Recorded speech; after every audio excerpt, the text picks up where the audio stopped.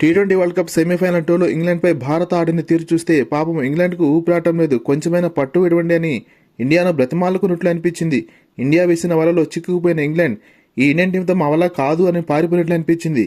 రోహిత్ శర్మ వికెట్స్కు leg side off side కదులుతూ కొట్టిన సిక్సెస్ అమోఘం.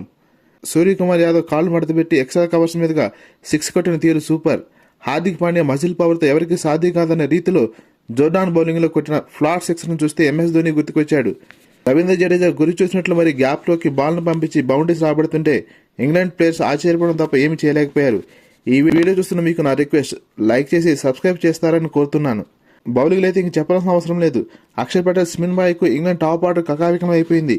కుల్దీప్ యాదవ్ లెంగ్త్ మారుస్తూ డిఫరెంట్ యాంగిల్స్లో వేసిన బంతులకు ఇంగ్లాండ్ బ్యాటర్స్ దగ్గర సమాధానమే లేదు.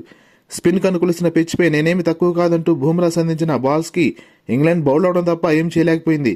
ఇలా ఎన్నో విశేషాలతో నిండిన ఈ మ్యాచ్ని ఇంకొంచెం వివరించే ప్రయత్నం చేస్తాను. వర్షం పడే అవకాశం ఉన్నందున ఇంగ్లాండ్ కెప్టెన్ టాస్ గెలిచి ఫీల్డింగ్ ఎంచుకున్నాడు. బ్యాటింగ్ వచ్చిన ఇండియన్ ఓపెనర్ కోహ్లీ టాప్ లే బౌలింగ్లో అద్భుతమైన సిక్సర్ కొట్టి అదే ఓవర్లో బౌల్ అవ్వడం నిరాశపరిచింది. పంతు కూడా త్వరగా అవుట్ అయినప్పటికీ రోహిత్కు జత కలిసిన సూర్యకుమార్ యాదవ్ రెచ్చిపోయి ఆడారు. బౌండరీ సిక్సర్తో ఎడాపెడా వాయించారు. మ్యాచ్ మధ్య వర్షం పడి ఆగిపోవడంతో తిరిగి బ్యాటింగ్ ఆరంభించిన భారత బ్యాటర్స్కు పిచ్ సహకరించలేదు. తడిగా ఉన్న అవుట్ఫీల్డ్తో రన్స్ రావడం మందగించింది. కొంచెం ఓపిక పట్టిన తర్వాత రోహిత్ శర్మ మరలా ధనాధన బ్యాటింగ్తో హాఫ్ సెంచరీ సాధించాడు. 57 పరుగుల వద్ద ఆదిల్ రషీద్ వేసిన చక్కటి బంతికి బౌల్డ్ అయ్యి వెనుతిరిగాడు.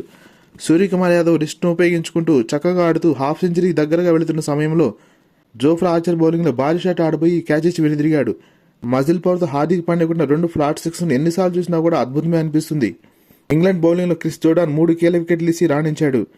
భారత్ 171 పరుగుల భారీ స్కోర్ చేసి ఇంగ్లాండ్కు సవాల్ విసిరింది. ఇంగ్లాండ్ బ్యాటింగ్ విషయంలో ఏ దశలోనూ భారత బౌలర్స్ వారికి అవకాశమే ఇవ్వలేదు.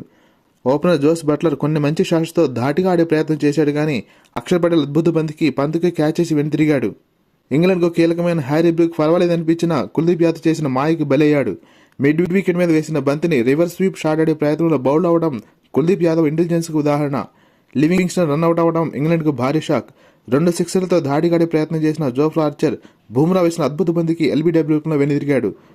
103 పరుగులకి ఆలౌట్ అయ్యి 68 పరుగుల భారీ తేడాతో ఇంగ్లాండ్ ఓటమి పాలైంది. భారత్ ఏ దశలోనూ ఇంగ్లాండ్ కోలుకొనివ్వలేదు. 2022 సెమీఫైనల్ పడిన దానికి బదులు తీర్చుకుంటూ సగర్వంగా అజేయంగా ఫైనల్కు అడుగుపెట్టింది.